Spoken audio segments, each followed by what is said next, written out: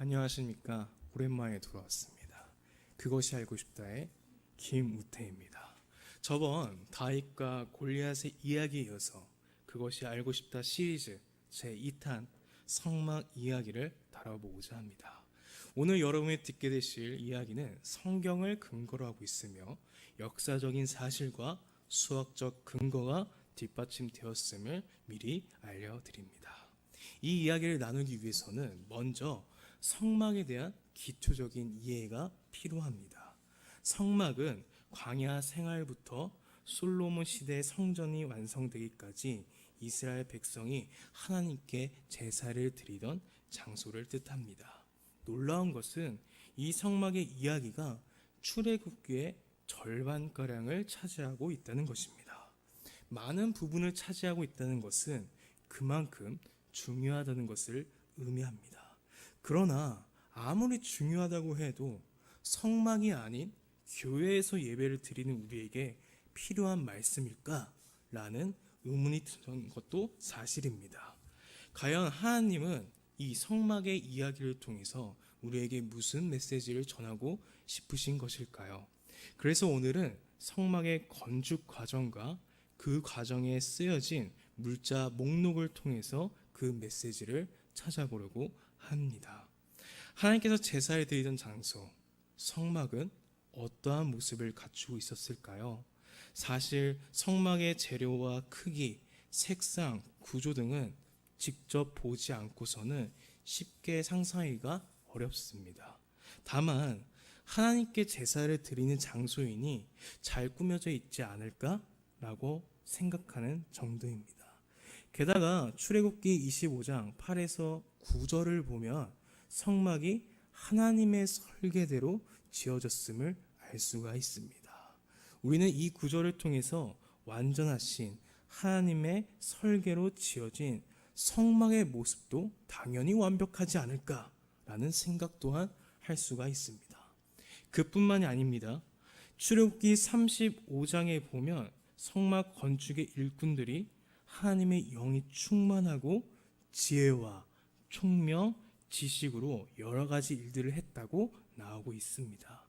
마지막으로 출애굽기 36장을 보면 그 성막을 짓는 이스라엘 백성들이 건축 물자들을 쓰고도 남을 정도로 내는 것을 알 수가 있습니다.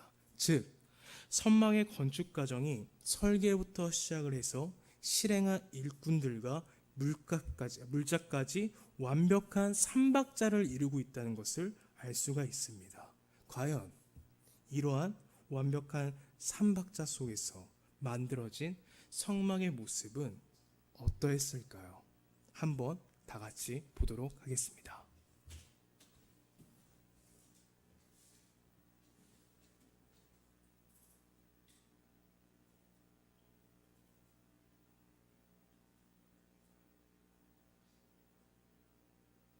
네. 사막에다가 만든 성막 모형이에요. 근데 저 사막에다가 1대1로 만든 거예요. 1대1 축소해서 만든 게 아니고. 세상에. 그 세상에. 모양 그대로, 그 크기 그대로. 그래서 이스라엘 백성들이 실제로 분위기 나무도 보이고 있고요. 네. 저 이제 안에서 이렇게 보면은 네. 저런 뭐 뒤에 이게 천막친 게 있죠? 네네네. 저기가 이제 그 성소와 지성소.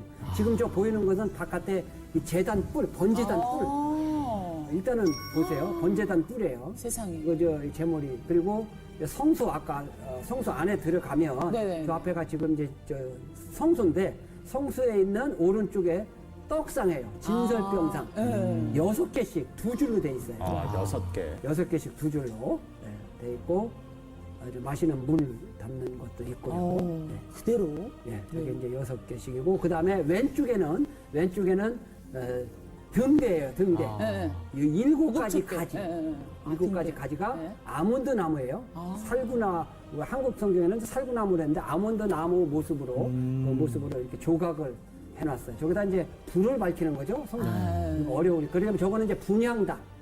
성소에 들어가면 딱 정면에 있어요. 분향단. 네. 향을 피우는 거. 향을 피우는 거. 그리고 저기에도 역시 뿔이 내 모퉁이에 뿔이 지금 있고 부삽도 있죠.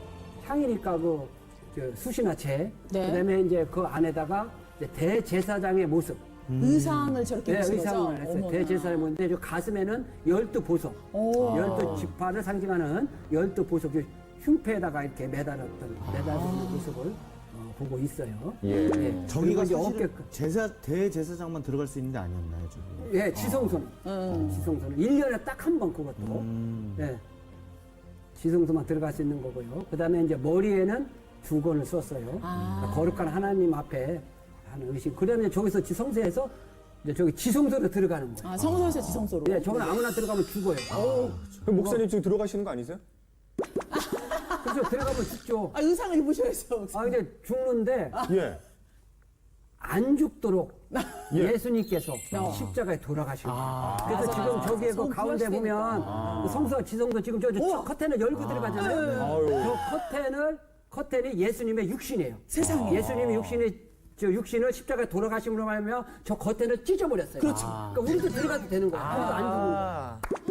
성서는 저희 육신이라 그랬거든요. 네. 그래서 들어가도 나는 여기 아니 지성소에 지금. 예수님 때문에 예수님의 죽으심으로 저 커튼을 찢어버린 거라. 휘장이라 그래요. 자, 이제 지성소로 이제 들어갑니다. 네네. 안 죽었어요. 네. 지성소로 커튼을 열고 야. 저게 법궤예요. 오. 처음 보셨죠? 네네. 정말 처음 봐요. 네, 법궤가 저렇게 생겼어요. 야, 저 법궤가 있고요. 그다음에 이제 저 법궤 안에 네. 법궤 안에 저기 열려 있죠 잠깐? 오, 저 네네. 법궤 안에도 뭘 넣느냐면 지금 이렇게 보는 것처럼 아론의 쌍난 지팡이. 맞아요. 얼마? 그다음에 저기 십계명 돌파 네, 있네요, 두 개로 저기. 돼 있죠. 그다음에 그 이제 남게 나무고 저게 이제 아까 봤던 만나. 저 만나. 만나. 만나를 저 법궤 안에다가 네. 놨습니다. 예. 그림으로 저건 이제 그림으로 이렇게 네네. 보는 거고요. 그리고 이제 그 성소 지성소 밖에는 저기 좀 동그란 거 있죠? 네. 저게 이제 그 물두멍. 자, 우리가 이제 동영상이라 네네네. 그래도 그 분위기가 완전히 실감이 나요. 저런 좀 목사님. 했는데 네.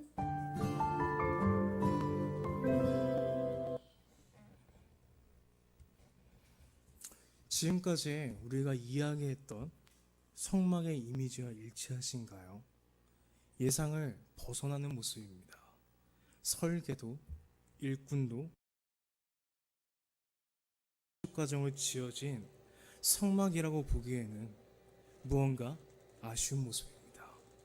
게다가 오늘 본문 출애굽기 38장 24절을 보면 성막의 아쉬운 모습에 대해서 더욱 이해할 수 없게 만드는 구절이 나옵니다. 바로 성전 건축 비용에 들은 금은 성수의 세겔로 29달란트와 730세겔이 들었다고 나오는 구절입니다. 여기서 나오는 달란트와 세겔이라는 단어는 신약의 시대에는 화폐 단위로 사용되었지만 구약의 시대에는 무게의 단위로 사용되었습니다. 성전 건축에 들어간 금의 무게를 우리가 알고 있는 무게 단위로 환산하면 약 1000kg입니다. 즉 1톤을 말합니다. 성막 건축에는 금뿐만이 아니라 은과 놋도 들어갔습니다. 성막의 기둥과 받침에 사용된 은은 3.5톤이 들어갑니다. 성막의 제단에 사용된 불에 강한 놋은 2.5톤이 들어갑니다. 그렇다면 성막 건축에 들어간 금속들의 무게의 총합은 얼마나 될까요? 총 7톤입니다. 여기까지만 보면 성막 건축에 엄청난 물자가 들어간 것처럼 보입니다. 그러나 사실이 아닙니다. 출애굽 이후 광야를 돌아다닌 이스라엘 백성의 인원수를 대략 200만 명으로 잡고 있습니다. 성막 건축에 들어간 총 무게 7톤을 내려면 한 명당 얼만큼의 무게를 내야 할까요? 엄청 많이 내야 할까요? 아닙니다.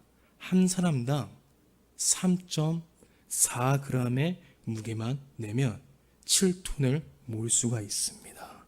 사실 3.4g의 무게가 우리에겐 실감이 나지 않습니다. 어느 정도냐면 A4 용지의 무게가 4.7g입니다. 좀 더 이해하기 쉽게 이야기하겠습니다. 매주 교회 입구에 배치되어 있는 주보의 무게보다 가볍다는 것입니다. A4 용지, 가벼운 고작 3.4g. 그곳에 하나님이 계셨습니다. 우리의 눈에 보였던 성막의 모습은요, 초라하고 작아 보입니다. 이스라엘 백성의 눈에는 어떻게 보였을까요? 이스라엘 백성들이 어디에서 탈출하셨는지 기억하고 계십니까? 거대한 제국 애굽에서 탈출했습니다. 지금의 이집트에서 탈출했다는 것입니다. 이집트는 세계 4대 문명의 발상지, 시작점입니다. 그 당시 이집트는 어마어마하게 큰 나라였고 전 세계를 호령하던 나라였습니다. 전 세계를 호령하는 이집트의 왕 파라오는 자신을 위한 피라미드를 만들고 그 피라미드를 지키는 스핑크스를 만듭니다. 피라미드 세계 7대 불가사의 중에 하나입니다. 2.5톤의 바위 230만 개를 사용해서 만들 수 있습니다. 이러한 피라미드를 보면서 생활했던 이스라엘 백성들이었습니다. 그곳에서 10가지 제왕과 홍해를 가르치는 하나님을 목격을 하였습니다. 그러한 기적의 하나님대로 설계대로 만든 성망이 고작 7톤의 무게를 들여서 지은 작은 성막이었다는 것입니다. 매주 우리 손에 쥐어진 주보 하나에도 못 미치는 것을 들여서 지었다는 것입니다. 그들이 보았던 것에 비하면 하나님의 성막은 작고 초라해 보였습니다. 화려하지도 않았습니다. 이스라엘 백성이 살았던 그 나라의 장엄함에 비하면 하나님은 너무나도 초라한 곳에 계셨습니다. 그들이 생각하기에는 우리 하나님이 겨우 이 정도인가 싶었을 것입니다. 그러나 하나님은 그곳에서 이스라엘 백성들을 맞이하셨습니다. 그곳에 임재하셔서 그들을 사랑으로 안아주셨습니다. 그곳에서 광야의 땅에서 그들을 인도하셨습니다. 매일매일 변함없는 사랑으로 만나와 메추라기를 주셨습니다. 매일매일 신실하게 구름 기둥과 불 기둥으로 그들을 인도하셨습니다. 때로는 이스라엘 백성들이 하나님을 원망하여 돌아섰을 때에도 하나님은 여전히 그 작고 초라한 성막에서 그들과 함께 하셨습니다. 다시 한번 말씀드립니다. 그들과 함께 하셨습니다. 사실 오늘 이 설교는 한 청년의 질문에서 시작되었습니다. 전도사님은 이 작은 상가 교회에 비전이 있다고 생각하십니까? 이곳에 은혜가 있다고 생각하시나요? 저 교회는 저런 시스템이 있는데 어떻게 생각하세요? 우리는 왜 안 해요?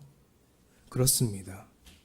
그 청년의 눈에는 우리 교회는 작고 초라해 보일지도 모르겠습니다. 우리의 공동체가 아무것도 할 수 없는 것처럼 보였을지도 모르겠습니다. 커다란 교회, 위대한 교회, 칭찬받는 교회에 비하면 아무것도 할 수 없는 듯한 그 어떠한 열매도 맺을 수 없는 것 같은 상가 교회처럼 보였을 것입니다. 제가 존경하는 사랑하는 우리 목사님들과 교육자님들 그리고 선생님들 그리고 각자의 맡은 곳에서 섬기시는 분들을 세상의 기준으로 볼 때 우리 그 청년의 눈에는 너무나 초라해 보였을지도 모르겠습니다. 다른 교회 찬양팀처럼 완벽한 세션이 갖춰진 것도 아니고 비전공자들로 이루어졌기 때문에 실력이 부족했을지도 모르겠습니다.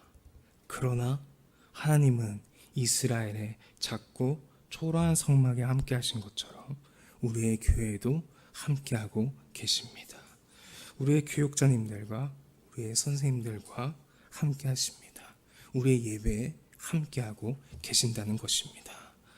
작고 초라한 성막의 겉모습을 보지 마시길 바랍니다. 광야에서 이스라엘을 위해 하나님이 예비하신 것들을 보시길 바랍니다. 만나와 메추라기를 보시길 바랍니다. 구름 기둥과 불 기둥을 보시길 바랍니다. 작고 초라한 겉모습을 보지 마시길 바랍니다. 우리 교회 이름에는요, 이레라는 단어가 있습니다. 이 단어의 뜻은 예비하심이라는 뜻입니다. 이곳에서 우리를 위해 예비하신 하나님의 은혜가 있습니다. 그 하나님의 크나큰 은혜를 보시길 바랍니다. 그리고 여러분이 서 있는 인생의 광야에서도 하나님이 함께 하십니다. 작고 초라한 성망에서도 함께 하셨던 분임을 기억하시길 바랍니다. 난 왜 이거밖에 안 될까? 난 왜 이렇게 초라할까? 난 왜 실패할까? 왜 자꾸 낭망하고 왜 내 자존감은 늘 바닥을 치고 있는 것일까? 좁디 좁은 방에서 수많은 질문 속에서 답을 찾지 못하고 계십니까? 하나님을 향하여 원망하는 것 말고는 할 수 있는 것이 없으십니까? 비교할 수 없는 괴로움과 슬픔, 깊은 탄식에 기도조차 할 수 없으십니까?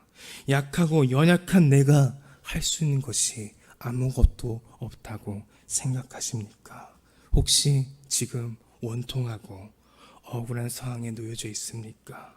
여러분의 인생에도 하나님이 찾아오십니다. 그리고 함께 하십니다. 사랑으로 우리의 목마름을 채우실 것입니다. 위로가 우리의 눈물을 닦으실 것입니다. 기억하시길 바랍니다. 구약뿐만 아니라 신약에서도 전혀 예상치 못했던 곳, 충격적인 작은 곳, 그 낮은 곳, 그 냄새나는 곳, 더러운 곳, 바로 베들레헴의 마국간에 아기 예수님이 이 땅에 오셨다는 것을 기억하시길 바랍니다. 가장 높은 곳에서 가장 낮은 곳으로 오신 예수님, 그 사랑을 기억하시길 바랍니다. 그 사랑과 주님의 은혜가 필요한 이 땅에서, 이곳에서 그 사랑과 함께 노래하길 원합니다. 내 모습 이대로 같이 찬양하도록 하겠습니다.